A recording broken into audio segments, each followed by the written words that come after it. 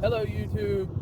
I wanted to go ahead and make a video while I was driving and just speak about a mentor of mine who I'm going to see for business dealings that I used to deal in used merchandise and goods. And he kind of taught me everything as far as the old school way on how to deal and negotiate. It's really a dying art as far as negotiation goes.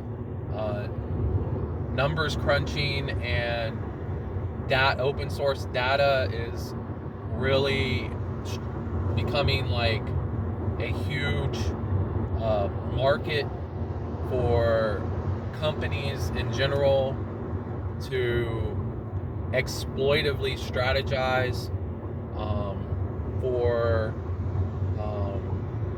any type of business dealings.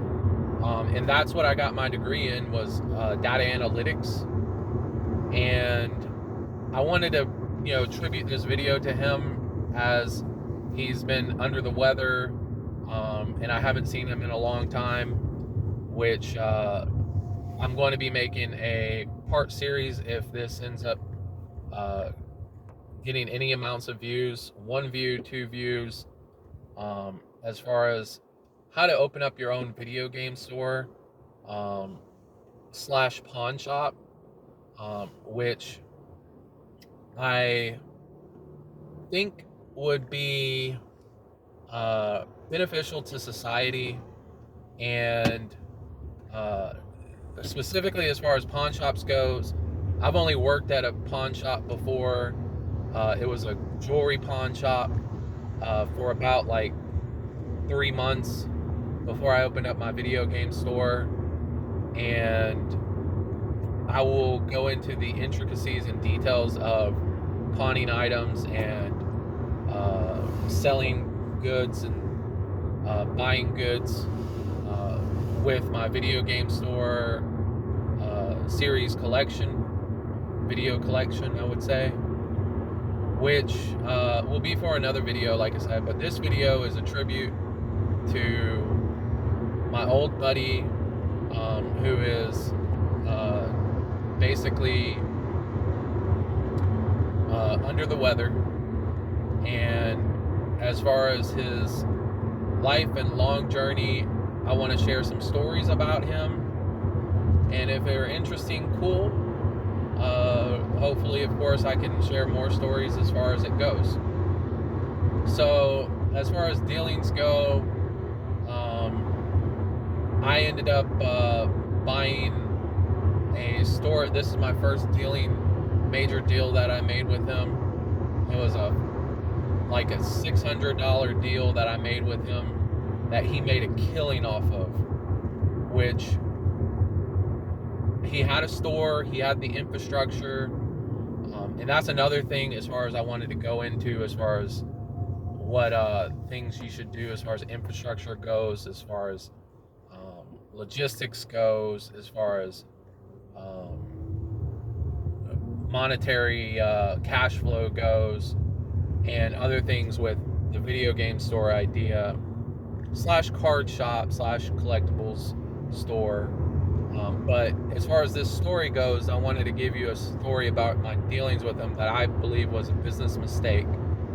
I bought, and you can Google the artist, Gerald Ivy, a storage locker that had a bunch of his stuff in the locker, and I legally, of course, purchased the locker, and I ended up paying like $450 for it, and then I ended up flipping everything that was in it, all the artwork and everything, for about $800 to my buddy Ray.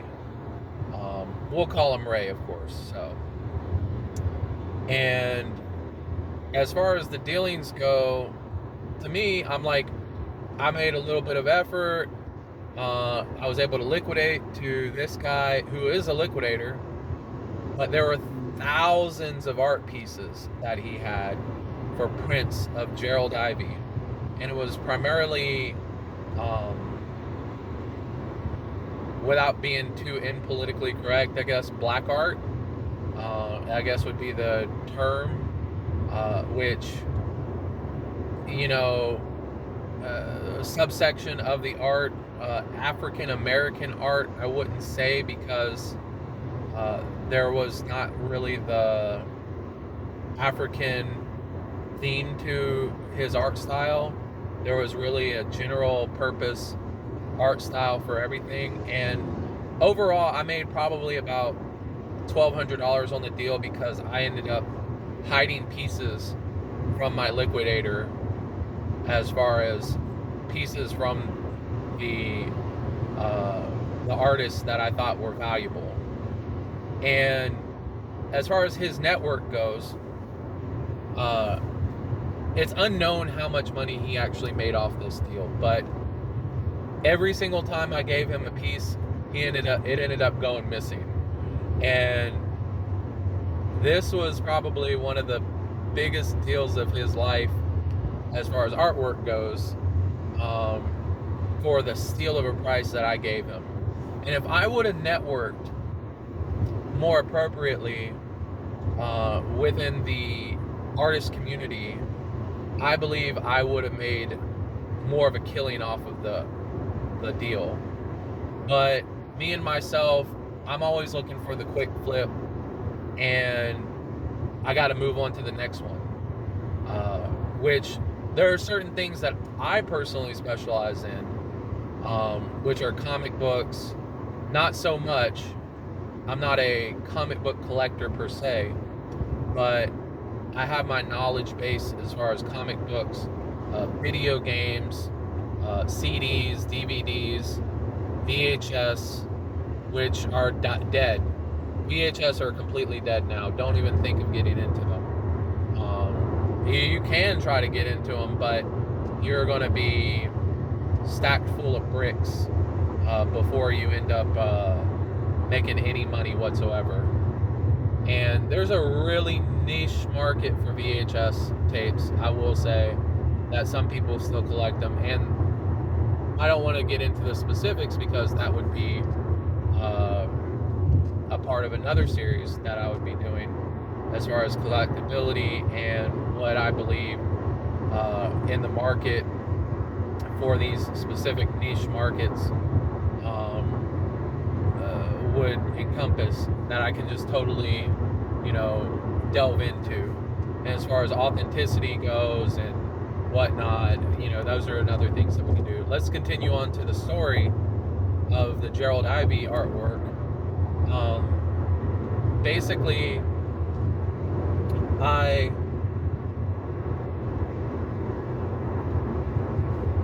could have held out and sold on eBay specifically the artwork, probably a little bit easier. With the amount of prints that were available, this guy was selling Ray was selling artwork pieces for anywhere from $5 to $20 a pop. And we're talking about maybe 10,000 pieces I sold him for, we'll just say $1,000. Overall, the amount of money that he made, and then he liquidated, of course, to wholesalers and stuff like that after he's made his money. Overall, the amount of money that he made was well more than what I could have imagined. And that was because of his network. And networking with people is a big thing that we'll get off into another video. But my guy Ray, he is probably one of the, or what used to be one of the bigger dealers of secondhand merchandise in Georgia. And I think as far as the mentorship that he's given me, as far as being able to move merchandise and sell merchandise on the tertiary market, has been so beneficial in my life that I've neglected the basic principles of my business principles in my life, which I'm going to go back to, and that's why I'm going to visit him. I'm going to apologize for him for not being a success, and for being a gambler, a risk taker on the stock market. I'm going to be like crying my eyes out over a conversation later today as I drive and go visit him. But I probably won't really cry, of course, but the biggest thing I wanted to say is that was one of the stories as far as business dealings that I could have made a killing on, that I didn't network appropriately, and I was looking for the quick flip. So when bills are due, the quick flip is always a way to make money and liquidate. Pushing money around will be like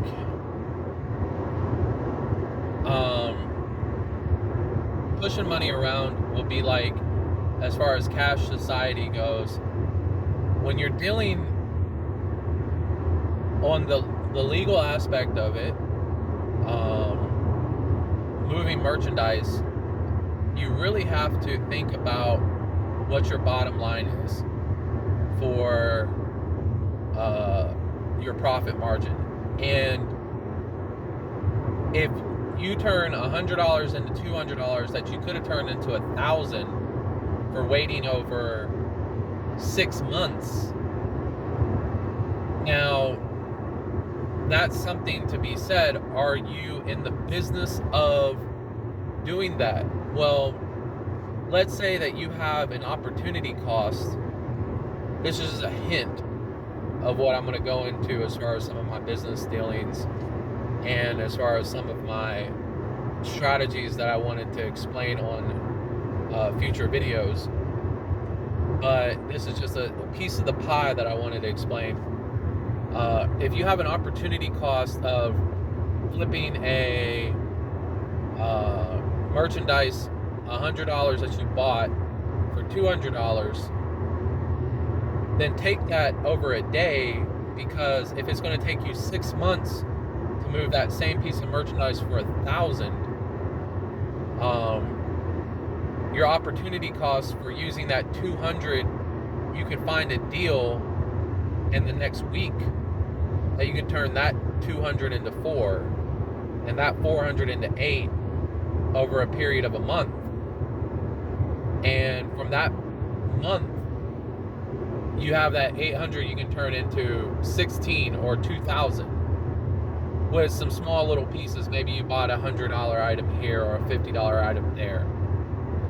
So ultimately, you know, being in the market of making money is what the mindset you should have as far as a business dealer, entrepreneur, or person.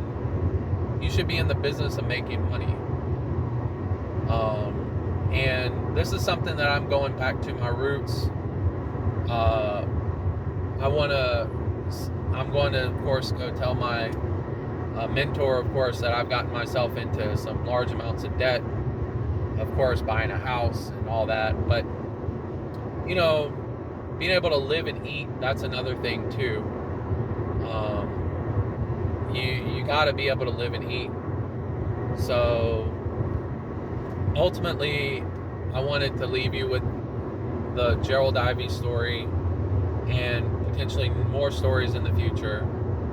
And if you enjoyed this story and you enjoyed some of the advice as far as business ideas and business advice, then go ahead and give that thumbs up and like, which this is just riding in the car with Ninja Bear,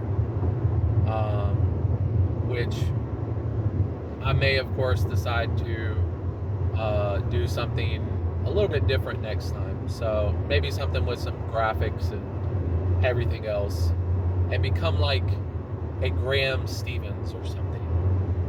but I'm nowhere near as far as financially secure as a Graham Stevens. So thanks so much for viewing. Have a wonderful day. As far as business dealings, if you're in the business of tertiary markets and dealing in used merchandise, please network out to me. Send an email to me, which is 2ninjabear@gmail.com. I'm planning on starting up more business dealings in the state of Georgia, but if you have merchandise that is, not being moved or you want to liquidate, feel free to contact me, and I greatly appreciate it. Have a great day.